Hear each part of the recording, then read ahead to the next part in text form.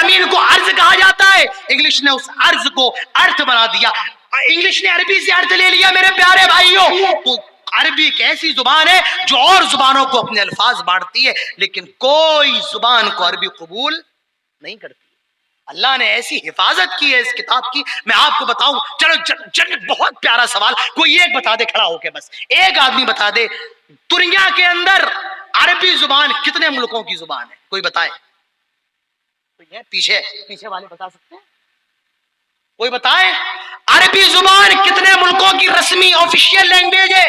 کوئی بتا سکتا ہے؟ نہیں۔ میرے پیارے بھائیوں، عربی زبان دنیا کے 20 ملکوں کی سرکاری زبان ہے، آفیشیل لینگویج ہے، رسمی زبان ہے۔ کتنے ملکوں کی؟ 20 ملکوں کی۔ اور جس ملک میں عربی رسمی زبان نہیں ہے اس ملک کے اندر بھی لاکھوں لوگ عربی بولنے والے آپ کو مل جائیں گے۔ ملیں گے نہیں ملیں گے؟ اس اسٹیج پہ کتنے علماء ہوں گے عربی بولنے والے؟ میرے سامنے کتنے لوگ ہوں گے عربی بولنے والے؟ اس پران پور کے اندر کتنے لوگ عربی جانتے سمجھتے بولتے ہوں گے؟ اس کٹیہار کے اندر کتنے بولنے والے؟ ہندوستان چلے جاؤ، بنگلہ دیش چلے جاؤ، پاکستان چلے جاؤ، افغانستان چلے جاؤ، فلپائن چلے جاؤ، برما چلے جاؤ، جہاں جانا ہے چلے جاؤ، عربی زبان کے جاننے والے، عربی سمجھنے والے، عربی بولنے والے آپ کو دنیا کے ہر خطے میں، دنیا کے ہر کونے میں مل جائیں گے۔ یہ زبان کبھی مٹنے والی زبان نہیں ہے، یہ زبان نہیں مٹ سکتی ہے، نہیں۔ اسی لیے اللہ نے قرآن کو عربی زبان میں نازل کیا ہے۔ بات سمجھ میں آ رہی ہے؟ نہیں آ رہی ہے؟ بتاؤ اللہ کے رسول کی زبان کون سی زبان؟ بولو کون سی؟ عربی۔ جنتیوں کی زبان کون سی زبان؟ ارے بولتے کیوں نہیں ہو یار؟ عربی۔ فرشتوں کی زبان کون سی زبان؟ اللہ کی زبان کون سی زبان؟ عربی زبان۔ اور قرآن کی زبان کون سی زبان؟ میرے پیارے بھائی عربی زبان۔ تو قرآن کا ایک اعجاز یہ ہے کہ قرآن ایک عربی زبان میں نازل ہوا ہے، اور اس زبان میں جو قیامت کی صبح تک مٹنے والی نہیں۔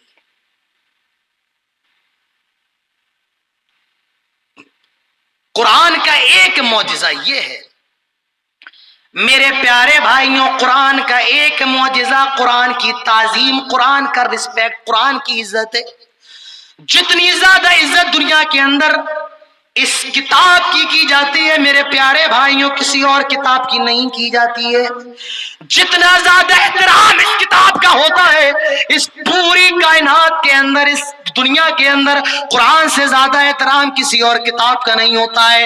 میرے پیارے بھائیوں مجھے بتائے کون سی ایسی کتاب ہے جس کو پڑھنے سے پہلے کوئی وضو کرتا ہے؟ نہیں، مگر یہ کتاب ایک ایسی کتاب ہے جس کو پڑھنے سے پہلے وضو کیا جا رہا ہے۔ لوگ اللہ کے سامنے قبلہ رخ ہو کر نیت باندھ کر یہ قرآن کو سن رہے ہیں، اس کتاب کو سن رہے ہیں۔ ایک عالم حافظ قرآن پڑھتا جا رہا ہے اور پیچھے والے اس قرآن کو سنتے جا رہے ہیں۔ ایسی کون سی کتاب ہوگی؟ یہ رتبہ بلند جس کو ملنا تھا مل گیا۔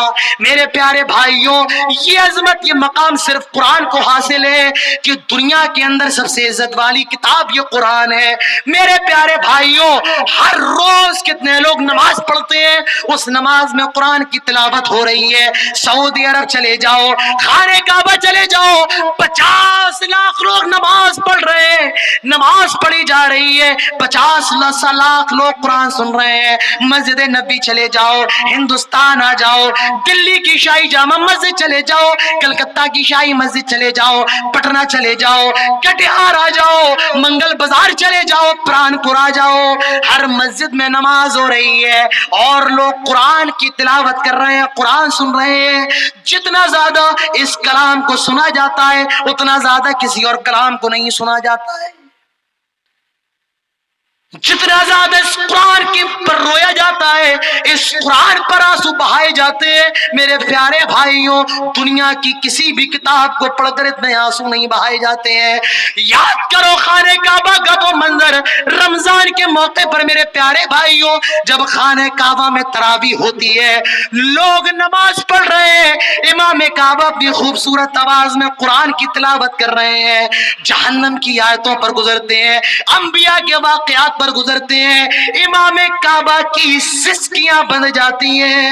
50 लाख का ठाठे मारता समंदर भी रोने लगता है। ये वो किताब है जिसको पढ़कर सबसे ज्यादा रोया जाता है, सबसे ज्यादा जिस किताब को पढ़कर आंसू निकलते हैं। मेरे प्यारे भाइयों, ये किताब कुरान मुकद्दस है, ये कुरान का मौजज़ा है, ये कुरान है।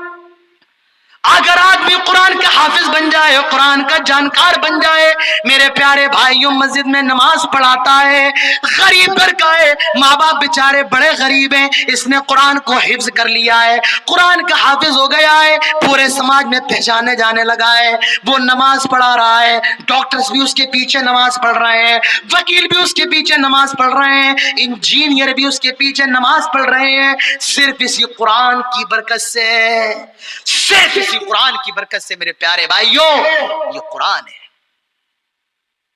कुरान है मेरे प्यारे भाइयों, कुरान को समझिए। जो कुरान से जुड़ जाए अल्लाह ताला उसके दर्जात को बुलंद कर देता है। मेरे प्यारे भाइयों, मेरी क्या औकात है कि आपने मुझे 1200 किलोमीटर दूर से बुला लिया और मैं आज आपके सामने बैठा हूं और आप यहां बैठे मुझे सुन रहे हैं। मेरा कोई कमाल नहीं है, बस मेरा एक ही कमाल है और वो ये कि मैंने कुरान को याद किया है। उसी कुरान को सुनने के लिए आप यहां बैठे हैं और उसी कुरान को सुनाने के लिए हम यहां बैठे। ये कुरान ही तो है ना। आज आप सब नीचे बैठे हैं, हम सब ऊपर बैठे हैं, क्यों? आप कुरान के जानकार नहीं हैं और हम कुरान के जानकार हैं। हम कुरान के जानकार हैं और आप कुरान के जानकार नहीं है। एक गरीब घर का लड़का जिसके घर में खाने के लाले पड़े हैं, जिसका बाप कमा नहीं सकता है, जब पढ़ा नहीं सकता है, उसने कहा ठीक है इसको हाफजा करवाते हैं, सदके के पैसे पर बेचारा कम से कम सदके का तो खाएगा, हमारे पास खाने के लिए नहीं है, इसको खिलाएंगे क्या? वो बच्चा जब हाफिज कुरान बनता है, लाखों का मजमा है, वो तरावी भी सुनाता है, वो खुतबा भी देता है, वो डॉक्टर, इंजीनियर, प्रोफेसर का जनाजा भी पढ़ाता है। मेरे प्यारे भाई, सिर्फ कुरान की बरकत से। ये क्या है? ये कुरान है। दुनिया में भी कामयाबी, आखिरत में इक़रा वरतक़ी वरत्तिल कमा कुन्त तुरत्तिलु फी दुनिया। क़यामत के दिन हाफिज़ कुरान से कहा जाएगा पढ़ता जा, जन्नत की मंजिलात तय करता जा और जरा आहिस्ता आहिस्ता पढ़, जिस तरह से दुनिया में पढ़ता था। जहां तू रुक गया वही तेरी मंजिल है, वही तेरा ठिकाना है। तो मेरे प्यारे भाइयों, कुरान अपनी ताजीम के लिए, अपनी इज्जत के लिए मौजिज़ा है। जितनी इज्जत कुरान की है उतनी इज्जत किसी और किताब की नहीं है। आइए मेरे प्यारे भाइयों, प्राणपुर के लोगों, कटिहार के लोगों, मैं आपके सामने कुरान के मौजिज़ात को बयान करूं, लेकिन मैं बड़ा परेशान हूं। मैं अपनी बातों को, कौन कौन सी बातों को आपके सामने रखूं? मेरे सामने कुरान का दरिया बह रहा है, कौन से मोती निकाल कर आपके सामने रख दूं? मैं खुद परेशान हूं। मेरे प्यारे भाइयों, सुबह हो जाए, फिर फजर के बाद प्रोग्राम चलाएं, इशा हो जाए, इशा के बाद प्रोग्राम चलाएं, फिर फजर हो जाए, प्रोग्राम चलता रहे, मगर कुरान के मौजज़ात की अदायगी, उसके हक की अदायगी का हक नहीं हो सकती है। कुरान के जितने असरारों को खोल दिया जाए वो कम है। मेरे प्यारे भाइयों, बस मुख्तसर सा वक्त मुझे मिला है, मैं उसी वक्त में आपके सामने कुरान के मौजज़ात को रखना चाहता हूं। मेरे प्यारे भाइयों, कुरान एक ऐसी किताब है जिसका हुक्म दुनिया के अंदर सबसे ज्यादा माना जाता है। कुरान वो किताब है जिसका हुक्म दुनिया के अंदर सबसे ज्यादा माना जाता है। बात समझ में नहीं आ रही है? नहीं आ रही? मिसाल देकर के समझाऊंगा, समझो, अपने दिमाग को खोल करके बैठो। ये कुरान क्या है मेरे प्यारे भाइयों? कुरान से जुड़ जाओ, कुरान को अपना ओढ़ना बिछौना, अपना खाना पीना बना लो, कुरान के हो जाओ। याद रखो मेरे प्यारे भाइयों, अल्लाह ताला तुम्हारा हो जाएगा। दुनिया के अंदर कुरान वो किताब है जिसके अहकामात सबसे ज्यादा माने जाते हैं। मिसाल दे रहा हूं, अल्लाह ताला कुरान में हुक्म देता है, अक़िमिस्सलात लिदुलूक़ि शम्सी इला ग़सक़िल लैल व क़ुरआन अल-फ़ज्र इन्न क़ुरआन अल-फ़ज्र कान मशहूदा।